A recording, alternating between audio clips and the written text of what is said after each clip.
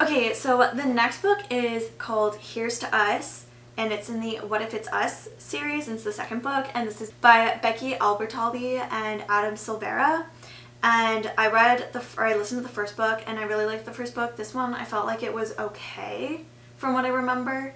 I think I liked the first one more, I think. I'm not exactly sure, but it's LGBTQ+, it's really cute, and I would say it's like medium paced.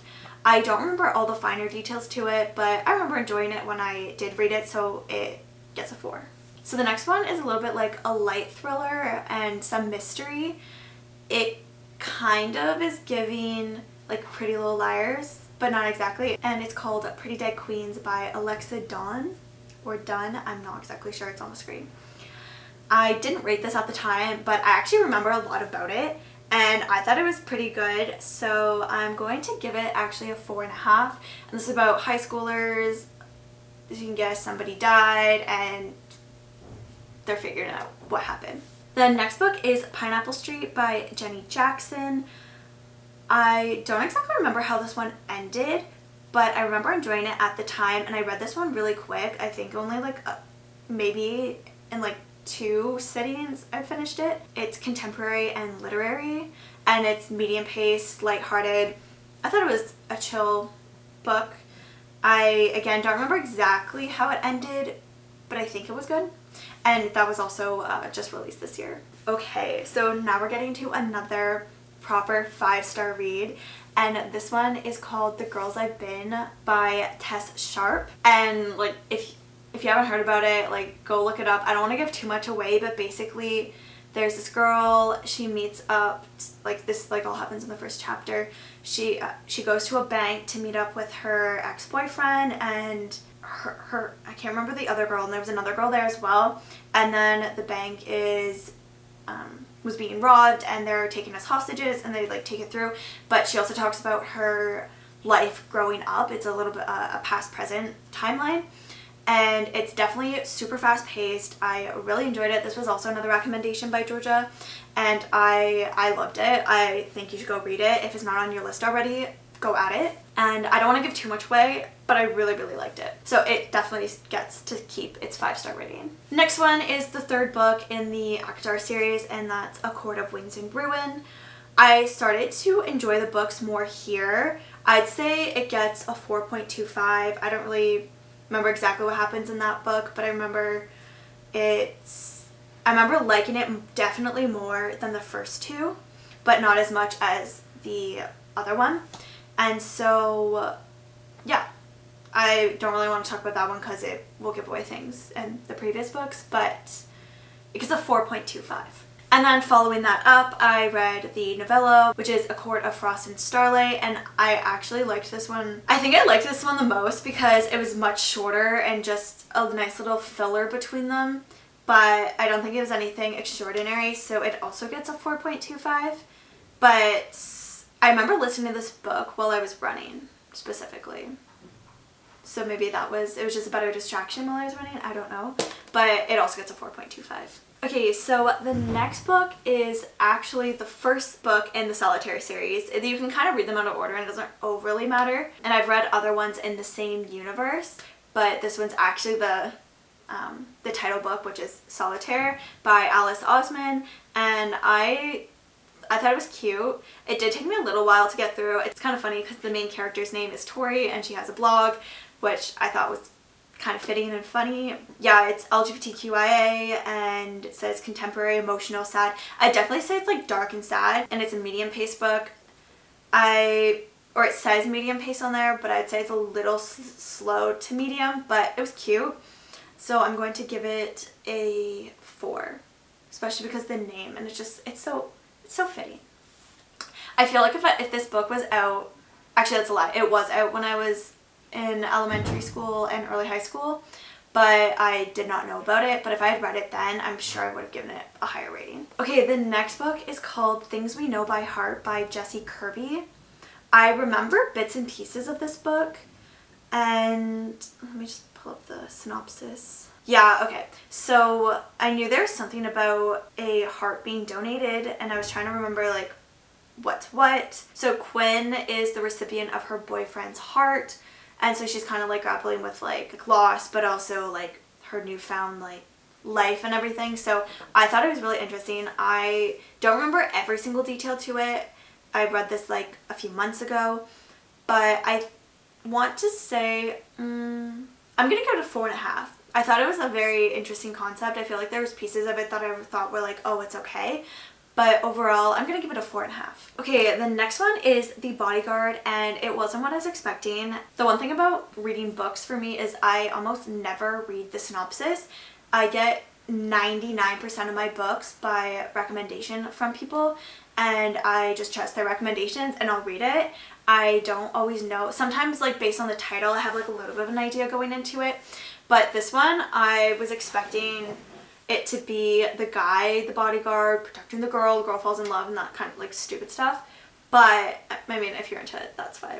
But I thought it was going to be really cheesy, like the guy is the bodyguard, the girl, he's protecting the girl, and then they fall in love, etc. But it's actually the girl that's the bodyguard, and it's also has like fake dating trope and stuff. All of that's like you find out pretty early on, so that's not really a giveaway.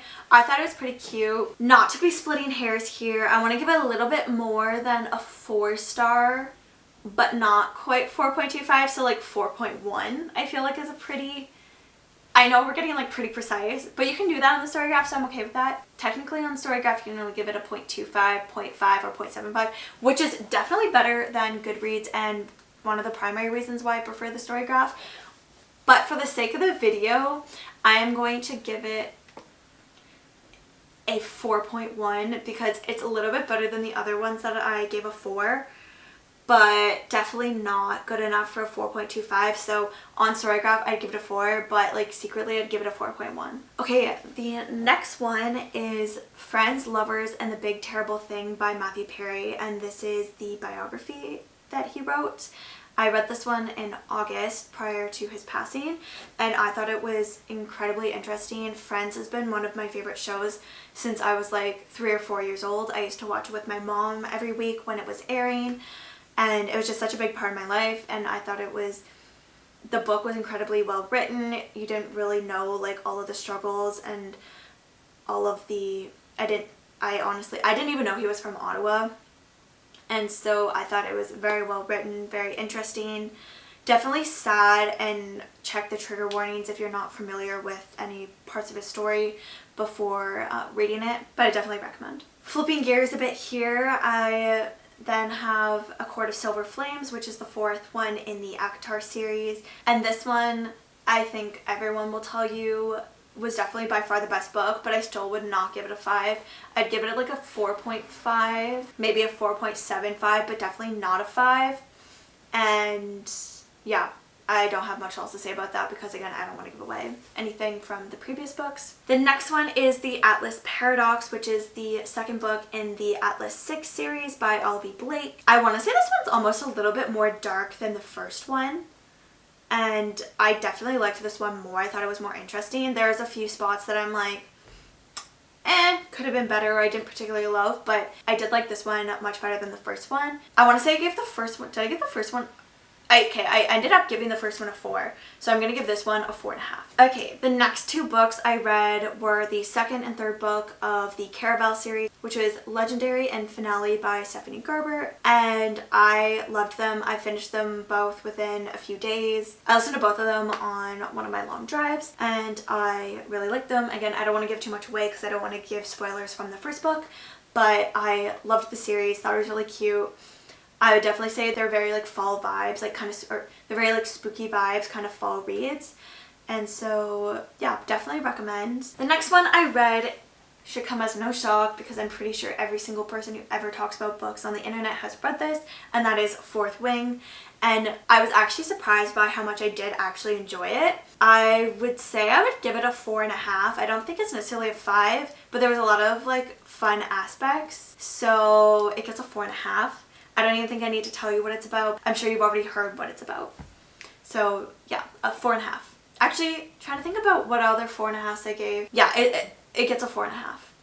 The next book I read was Everything I Know About Love, a memoir by Dolly Alderton. I don't remember a whole lot about this book, but It's a memoir, it's biography, it gets a 5. The next book is Finley Donovan Jumps the Gun, which is the 3rd book in the Finley Donovan series, and I read the first 2 last year, I believe. And I think for me, the first book was like here, then the second book was like down here. Like it was okay, but they were definitely pulling at things. And the third one I feel like is maybe a little bit better than the first one.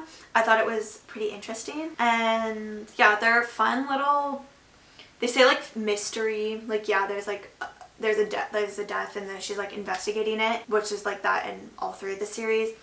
But this one I particularly enjoyed. I just feel like the writing got a lot better compared to the first and second book. And this was also just published this year. So I'm going to give it, I'm going to give it a 4.75 because I actually remember a lot about it. I know I like read it a little bit more recently, but compared to the other books, which I probably gave like 4 to 4.5, I'm going to give this one a 4.75, but definitely teetering on that 4.5 to 4.75 range. Okay, the next book was another book that George and I listened to. We were actually driving home for Thanksgiving, and we listened to this book, and it is Carrie Soto is Back by Taylor Jenkins Reid. And I'm not a huge Taylor Jenkins Reid fan. I did really enjoy Daisy Jones and the Six, but I didn't really care for some of the other ones.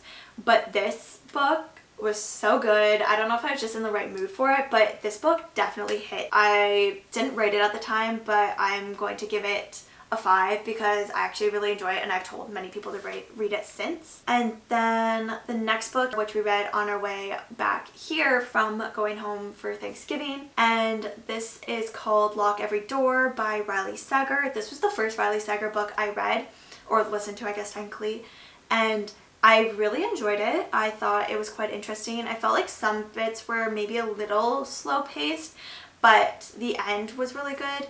I don't think it's quite a 5, but I'd say like a solid 4.5. I did really enjoy it and I remember a lot about it, but again, we're getting to some more like closer, like I just read this like a month and a half ago, 2 months ago I guess. Oh, I read it almost 2 months ago to this day.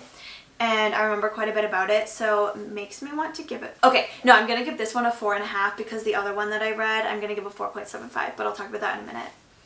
The next book I read was Daisy Hates by Jessup Hastings, and this is the second one in the Magnolia Park series. And I personally I don't know, I want to say I like this more than Magnolia Parks, but I feel like I just need to reread the whole series because I feel like I'm missing something.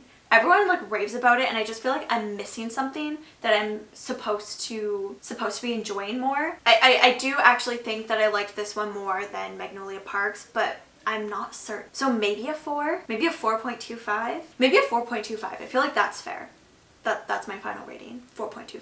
Okay, so the next one is the other book by Riley Sager called Survive the Night.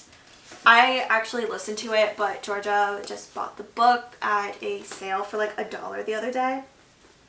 So we now have the physical book. I would say I like this one a little bit more than the other one, but both were very enjoyable and definitely recommend reading both of them. I read them kind of like as spooky books and I felt like it was pretty good.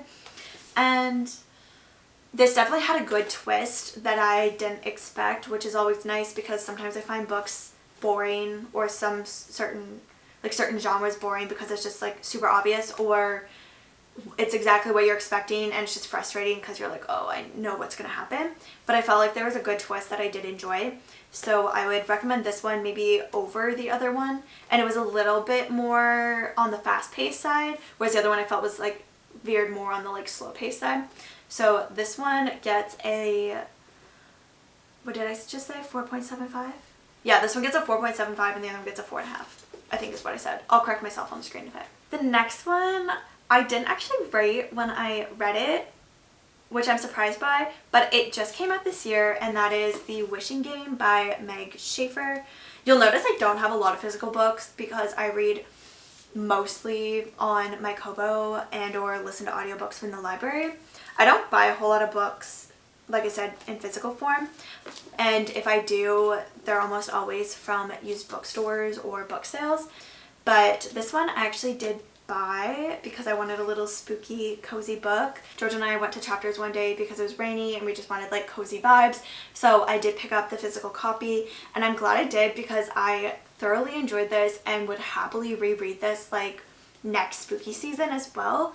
Oh, it's a really good cross between the Inheritance games and what was the other one I said? Okay, I can't think of the other book, but I'm gonna put it on the screen if I think about it. But it does give the Inheritance games vibes, but I actually think I like this one a little bit more than, no, I definitely like this one more than the Inheritance games, and that's saying something because a couple years ago when I did read that, I really enjoyed it, but I think this one has beat it out with like a similar feel to it. Yeah, this one definitely gets a 5-star. So the next book I read is This Is How You Lose the Time War by Max Gladstone and Amal El-Matar. And then this one,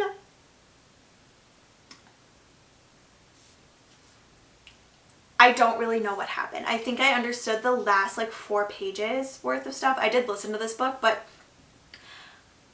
I don't know. I don't know. I don't know how to rate it because I don't know how I feel about it because I didn't really understand it, but from what I'm told, that's the point. And I'm pretty sure it won like some prestigious prize in Canada, and I think it's Canadian authors in Ontario. I'm pretty sure it's in Ontario. Let's look this up. Yeah, Hugo Award winner, best novella Nebula. Okay. It was the Hugo Award winner for Best Novella Nebula and Locus Award winner for Best Novella. I don't know. I really have no idea what to rate this one. It wasn't bad. It was just confusing. I'm going to give it a 4 because I'm pretty sure that was the point of it and the point was definitely achieved. So I'm going to give it a 4 even though I have no idea what actually happened. Okay, so the next book I read is Namesake, and this is the second book in the World of the Narrow series by Adrienne Young. This one I liked more than Fable. I thought it was really good. It's very fast paced. I listened to it in one sitting, and again, I don't really want to say much because it's the second one in the series, so I don't want to give away what happens in the first book. I definitely recommend the duology. I thought it was really interesting and entertaining, so yeah, that's that. The next 2 books that I actually finished, I have a bunch on the go right now, but I'll talk about that in a minute.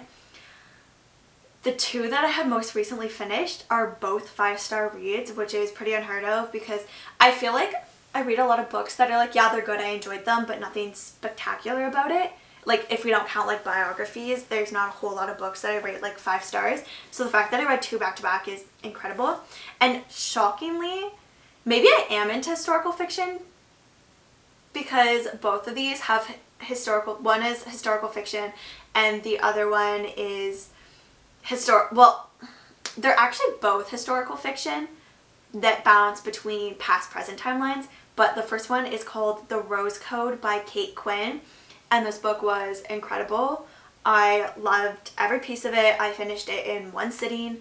I think everyone should read it. So it's about female code breakers at Bletchley Park in World War II, which is essentially like spy stuff, and I thought it was amazing. It's 624 pages, and I swear it didn't take me that long. Definitely a 5-star, and you should definitely go read it. And also, it's technically historical fiction since it's not obviously all factual, but Bletchley Park did exist. They were like female code breakers, and so a lot of those pieces are true, which is, I find, more interesting, or like adds more interesting elements to the book. And the one that I actually just finished today is called The Lost Apothecary, and I also gave it a 5-star rating, and it was so good. I definitely liked the past present timeline, like how they like matched up and the satisfaction at the end of like how it ended. But I think I liked the past timeline a little bit more, and I wanted to see like more of it, but I'm pretty sure it's just going to be a standalone book, which I do appreciate when authors know when it's good and just leave it like that and not try to like draw out a story that doesn't need to be continued. But I still want to see those characters again. And I just finished this today, so maybe I'll have a different view in like a month or 2, but as of now, it gets a 5-star, and yeah, I thought it was really cute. I told Georgia she needed to go read it, so. Okay, so those are all the books that I've read this past year and have finished, but I do have a few on the go, and I wanted to tell you what I plan on reading before the end of the year, since there are still several weeks left in this year. So the first book that I'm currently reading is The Hunger Games, because I've never actually read the whole series start to finish, so that's what I'm doing. The next book I'm reading is 3 Holidays and a Wedding. I'm sure it's going to be cheesy when I get to the end, or like, I mean, it's already a little cheesy, but it's cute. It's a holiday read. I didn't expect it to not be cheesy, so I feel like I'm not mad about it. And it's a dual perspective, like 2 different stories that are happening kind of coincides, and it takes place, well, they're from Colorado, but they're traveling, and the current towns take place in somewhere near Ottawa, or technically near Ottawa. I don't think place is a real place, but it's definitely modeled off of some of the places here, and there's some aspects that way, which I think is really cute. And yeah, so I don't have a rating for it, but that's what I'm currently reading. I also plan to read A Holly Jolly Ever After, just another short little, well, it's not that short actually. It's like over 400 pages, but another cute little holiday read. Again, I'm sure it's going to be cheesy, but I'm okay with that for the holidays. It's just a fun holiday read. And then the last one that I'm reading currently on my Kobo is The Long Way Home, which is the 3rd book in the Magnolia Park series. And I have to say, out of the 3 so far, this is definitely my favorite. I've clearly been spreading out my reading amongst different books and listening to different books. So I kind of have a lot on the go right now. So hopefully I can finish these off in the next couple weeks. And then all of this will bring me to my yearly goal. And that's a wrap. Thank you so much for watching. If you made it to the end of the video, please let me know in a comment below, because this was a long one, and let me know your favorite book and your comments on any of the books that I mentioned in this video, and I can't wait to talk more books with you in the future.